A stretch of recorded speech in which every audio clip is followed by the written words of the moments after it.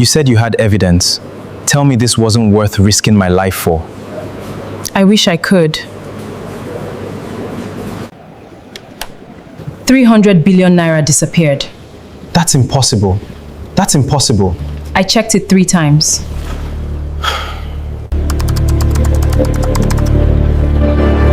Whose accounts? The minister. You're serious? Miss Chukwu, this isn't bank fraud. I know. This is government-level corruption. People disappear over files like these. So did my father. Then we're already in danger.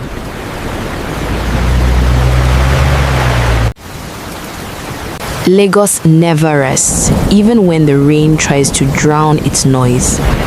On a rooftop above Lekki, one woman stood still while the whole city moved. Her name was Amara Chukwu, and tonight, everything she built was about to break. Years ago, she sold sachet water on the streets of Oshodi. She studied by candlelight when the lights went out, and they always went out. Now, she was Chief Financial Officer of Delta Horizon Bank, the girl from Mushi who made it. But that night, a phone call would unravel everything she had built. Ma, you need to see this.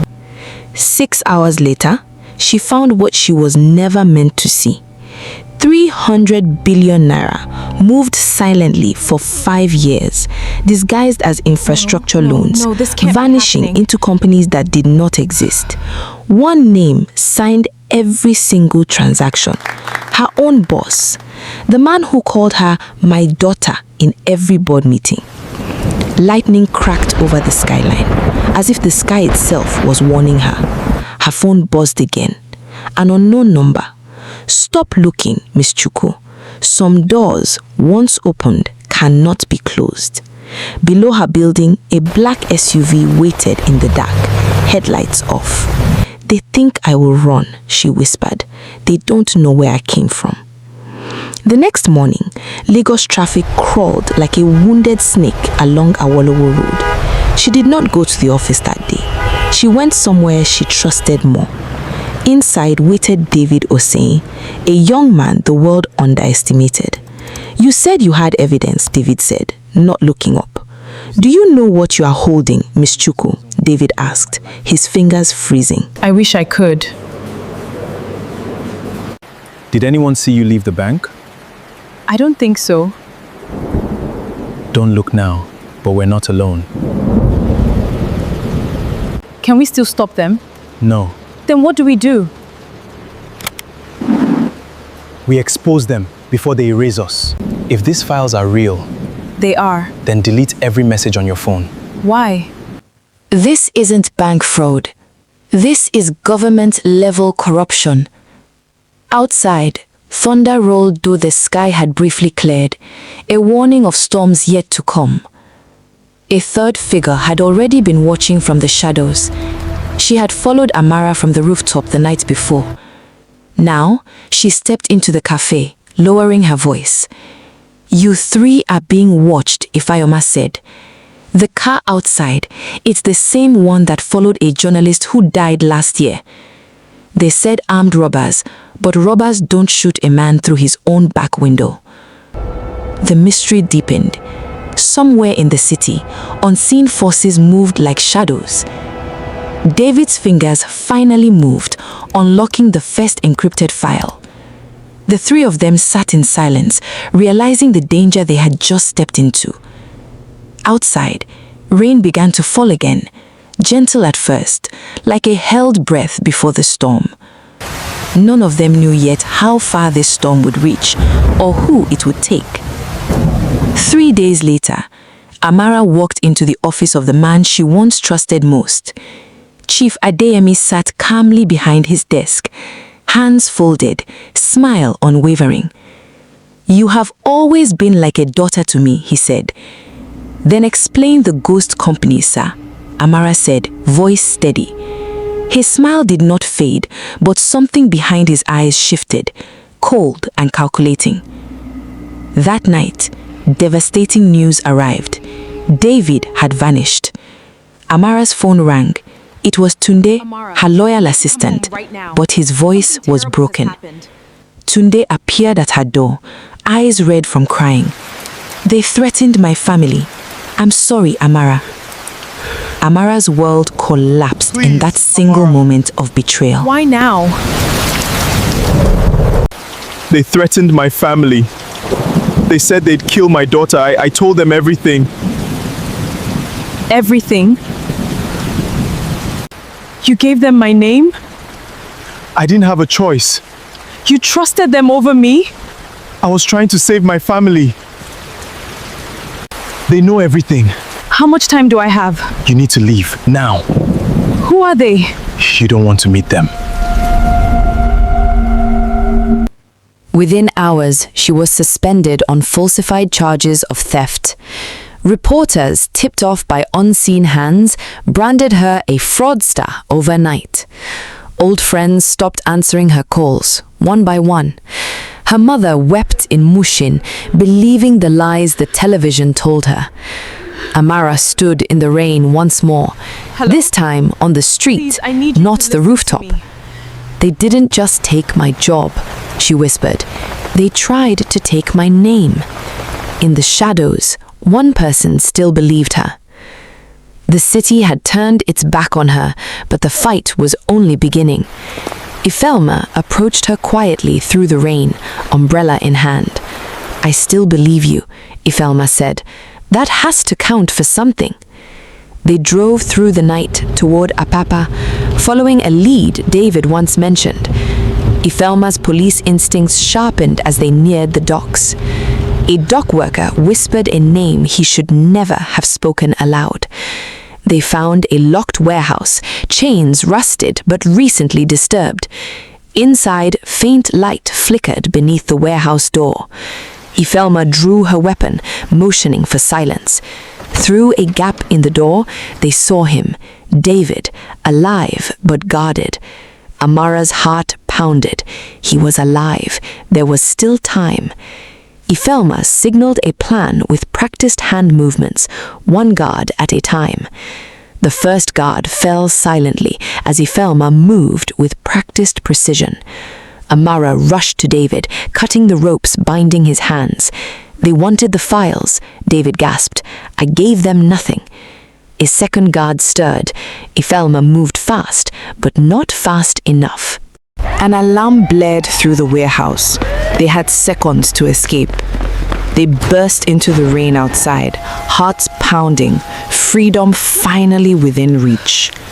For the first time in days, Amara allowed herself to believe they might survive this. Broken and haunted, Amara returned to the streets that raised her. She sought out Baba Fasasi, the old teacher who once shaped her mind. Baba Fasasi opened the door, his eyes recognizing her instantly despite the years. Inside, the home smelled of old books and palm oil, a place untouched by time. Amara recounted everything, the fraud, the betrayal, the vanishing of her friend. You are not the first to find this rival's stolen money, Baba Fasasi said slowly. Your father found it too, he said, and the room seemed to grow still. My father disappeared. He abandoned us, she said, voice breaking. He did not abandon you, child. He discovered the same corruption 20 years ago. They made him disappear, then made the world believe he ran away.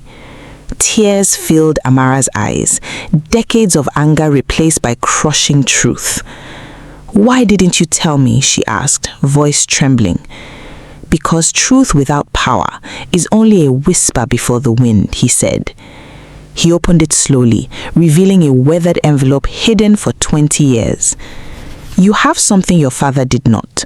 Proof, allies, and a tired city. Inside were documents linking a retired senator to the very first ghost companies. Hope stirred in Amara's chest for the first time in days. That night, Ifelma arrived with David, still shaken but alive, seeking shelter in Mushin. David sat quietly, wrapped in a blanket, still trembling from captivity. They wanted to know everything I knew, David said. I told them nothing. Tunde arrived unannounced, drenched and trembling, seeking forgiveness. "I want to make it right," Tunde said, voice barely above a whisper. Amara studied his face for a long moment before stepping aside to let him in. "If you truly want to make it right, tell the truth publicly, whatever it costs."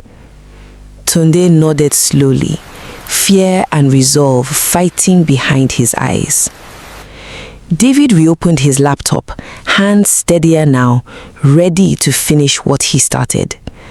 Together, they began compiling everything: the files, the documents, the testimony. Baba Fasasi watched quietly from his chair, pride glowing in his tired eyes. Ifeoma made a call to a journalist she trusted, one who owed her his life. "Meet us at dawn. Bring everything you need to tell this story." The night wore on as they cross-checked every document against her father's old files. Every piece fit. The senator, the ghost companies, her father, Adeyemi, one long chain. Amara stared at the full picture, finally understanding the true size of what she faced. "We have one chance," Ifeoma said. "Move now or lose everything." Amara looked at her father's handwriting one last time, then folded the envelope shut. "Then we move tonight," and the storm outside answered with a low roll of thunder. Rain hammered the tin roofs of Apapa as they reached the journalist's small press office. The journalist welcomed them in, aware of the danger they all now shared. Inside, walls were covered with old newspaper clippings, a lifetime of chasing the truth. They laid out every document, every file, every piece of the 20-year puzzle. Tunde recorded his testimony, voice steady despite the fear in his eyes. David uploaded the final files to a secure, untraceable server. Outside, the black SUV reappeared, prowling slowly past the press office. Ifeoma's hand moved instinctively to her holster, eyes fixed on the street. The SUV moved on, unaware of what was being prepared just meters away. The journalist began drafting the story that would shake the nation. Amara read the headline aloud, her voice steady for the first time in weeks. They agreed the story would publish at dawn, timed with the call to prayer. Baba Fasasi's words echoed in Amara's mind. Courage is the only currency that never loses value. Meanwhile, Chief Adeyemi slept unaware in his Ikoyi mansion, confident in his untouchable power. In his private office, papers he thought long buried had already begun to surface online. The story broke across every major outlet as the sun rose over Lagos. Church bells rang across the city, and somewhere a mosque's call to prayer rose into the morning air. Chief Adeyemi's phone rang without pause, his empire crumbling in real time. The retired senator watched the news from his study, face draining of color. Police vehicles gathered outside Adeyemi's Ikoyi mansion, lights flashing silently in the morning mist. Chief, do you have a statement? Adeyemi stepped out, still composed, as cameras began flashing around him. For the first time, his calm mask cracked, just slightly, as handcuffs clicked shut. The retired senator resigned within hours, his decades of hidden theft unraveling. Across Lagos, ordinary people watched the news with a mixture of shock and quiet vindication. But one of Adeyemi's men, desperate and cornered, made his way toward Amara's last known location. He knew where she would be, the rooftop where this all began. Amara stood there once more, this time not in fear, but to close the final chapter. Footsteps echoed behind her. The gunman had found his target. "You think exposing us changes anything?" he snarled through the rain. Maybe, Amara said, unafraid. But today, the truth stood taller than fear. Sirens wailed below, Ifeoma arriving just in time, reinforcements rushing up the stairwell. The gunman hesitated just long enough for Ifeoma to disarm him. The rooftop fell silent except for the steady rhythm of rain. Amara looked out over the city one last time from that rooftop, forever changed. Months of struggle had led to this single moment of quiet peace. The storm that had threatened to destroy her had in the end revealed who she truly was. Months later, a modest building rose in the heart of Mushin, not a bank tower, but something greater. Market women lined up outside, clutching small savings, hoping for loans once impossible to imagine. Amara stepped out to greet them personally, dressed simply, no longer hiding behind titles.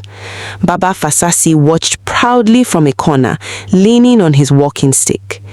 Tunde walked quietly beside her, rebuilding trust one day at a time. David now taught young Nigerians to trace truth through digital shadows.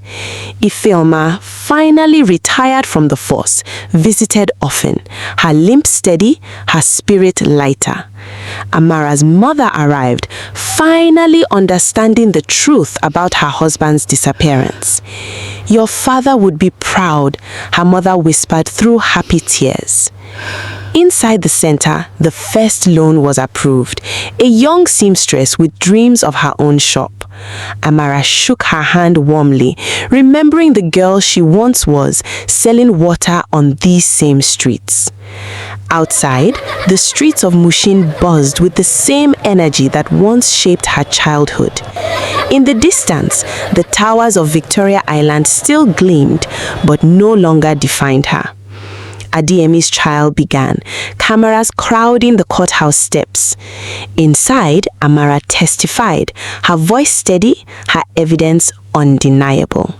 Adeyemi sat silently, his empire and his excuses both finally out of words. The judge's gavel fell, and the verdict echoed through the courtroom and beyond. Justice, long delayed, finally arrived for a family broken 20 years before. Word of the Community Lending Center spread across the city, inspiring similar projects elsewhere. David students built their own tools to trace corruption, carrying the mission forward. Tunde, now fully trusted, was given the keys to manage the center's daily operations. Baba Fasasi passed peacefully months later, his final years spent watching his lessons bear fruit. Amara stood at his graveside, placing his weathered envelope gently atop the fresh earth. "Thank you for teaching me that numbers do not lie," she whispered. Years later, the lending center had grown into a network reaching across the city. Amara, older now, walked the same rooftop one final time, at peace with all she had carried.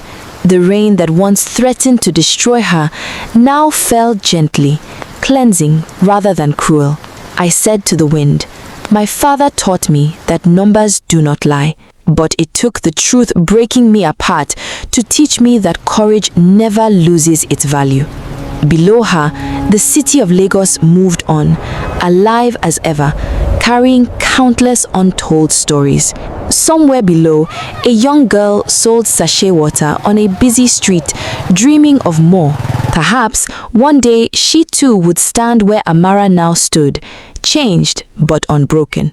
The city that broke her had also made her, and now she gave that strength back to it. The lights of Lagos twinkled on beneath a clearing sky, as if the city itself exhaled, and somewhere in that vast, glowing city, hope quietly took root, one small loan, one small life at a time. For in the end, the price of truth was steep, but the price of silence would have cost so much more.